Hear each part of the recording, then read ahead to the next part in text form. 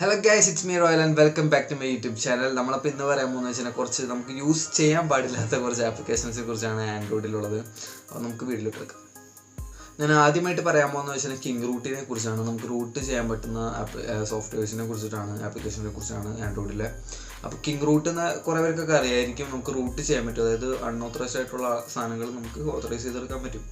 അപ്പോൾ ഇങ്ങനെ ചെയ്യുന്ന പ്രശ്നം എന്ന് വെച്ചാൽ നമ്മുടെ ഗ്യാരണ്ടി ഒക്കെ നഷ്ടമാകും. അപ്പോൾ നമുക്ക് ഗ്യാരണ്ടി നഷ്ടമാക്കിയാൽ നമുക്ക് കമ്പനിയുടെ ഭാഗത്തുനിന്ന് ഗ്യാരണ്ടി പ്രൊവൈഡ് ചെയ്യുന്നത് നമുക്ക് ഒരിക്കലും പ്രതീക്ഷിക്കേണ്ട. ഓക്കെ, അപ്പോൾ അതാണ് ഇതിൻ്റെ ഏറ്റവും വലിയ പ്രശ്നം.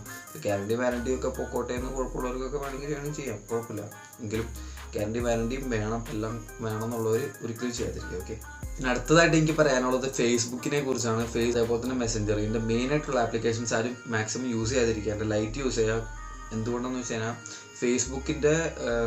ഫേസ്ബുക്കും അതുപോലെ തന്നെ മെസ്സഞ്ചറും നമ്മുടെ ബാക്ക്ഗ്രൗണ്ടിൽ റൺ ചെയ്യും. ഓക്കെ, അത് ഫേസ്ബുക്കിൻ്റെ കമ്പനി പറയണമെന്ന് വെച്ച് കഴിഞ്ഞാൽ അത് നമ്മുടെ യൂസറിന് വേണ്ടി കൂടുതൽ ബെറ്റർ ആയിട്ടുള്ളൊരു യൂസർ ഇൻ്റർഫേസ് കൊടുക്കാൻ വേണ്ടിയാണ് അങ്ങനെ ചെയ്യണമെന്നൊക്കെയാണ്. അതൊക്കെ കമ്പനിയുടെ ഓരോരോ തള്ളുകൾ.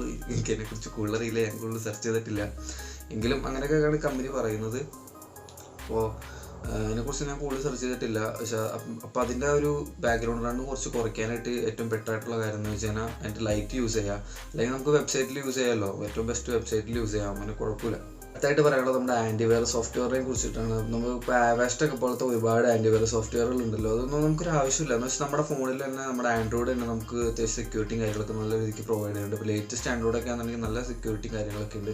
പിന്നെ ആവാസ്റ്റോ അങ്ങനത്തെ പോലത്തെ ഒരു ആൻറ്റിവൈറസ് സോഫ്റ്റ്വെയർസും നമ്മുടെ നമ്മുടെ മൊബൈലിൽ ഇൻസ്റ്റാൾ ചെയ്യേണ്ട കാര്യമില്ല.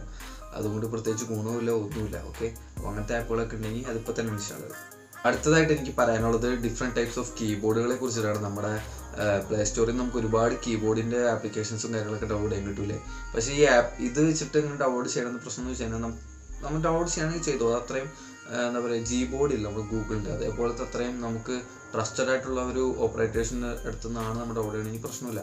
എങ്കിലും ഞാൻ പറയാണ്, നമുക്ക് അറിയാത്ത അങ്ങനത്തെ കുറേ ഓപ്പറേറ്റേഴ്സ് ഉണ്ടല്ലോ, അവരുടെ ഒന്നും മാക്സിമം ഡൗൺലോഡ് ചെയ്യാതിരിക്കുക. ഓക്കെ, നമ്മൾ കണ്ടിട്ടില്ലാത്ത ടൈപ്പ് കീബോർഡുകൾ ഡൗൺലോഡ് ചെയ്തിരിക്കും. ഓക്കെ, Gboard ഉണ്ട് തൽക്കാലത്ത്. ഏറ്റവും ബെസ്റ്റ് Gboard യൂസ് ചെയ്യുന്നത് തന്നെയാണ്.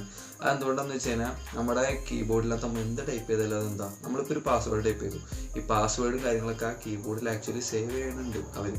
ഓക്കെ, അതായത് നമ്മളിപ്പോൾ ഒരു എക്സാമ്പിൾ പറയാന്നുണ്ടെങ്കിൽ നമ്മൾ Gboardനകത്തൊരു ജിമെയിൽ അടിച്ചു കഴിഞ്ഞാൽ ആ ജിമെയിൽ അവിടെ ഓൾറെഡി സേവ് ആവുന്നുണ്ടല്ലേ. ആൻഡ് അതേപോലെ തന്നെ ഇപ്പോൾ നമ്മൾ വേറെ ഓരോ ആപ്ലിക്കേഷൻസിൻ്റെ ഇത് യൂസ് ചെയ്തെന്ന പ്രശ്നം വെച്ചാൽ അത് അവിടെ ഇങ്ങനെ സേവ് ആവും. അപ്പോൾ പിന്നെ ഇതിൻ്റെ ബാക്ക്ഗ്രൗണ്ടിൽ ഇവർക്ക് എന്തുകൊണ്ട് ഇത് നമ്മൾ യൂസ് ചെയ്തില്ല നമുക്കൊന്നും പറയാൻ പറ്റില്ലല്ലോ ഗൈസ്.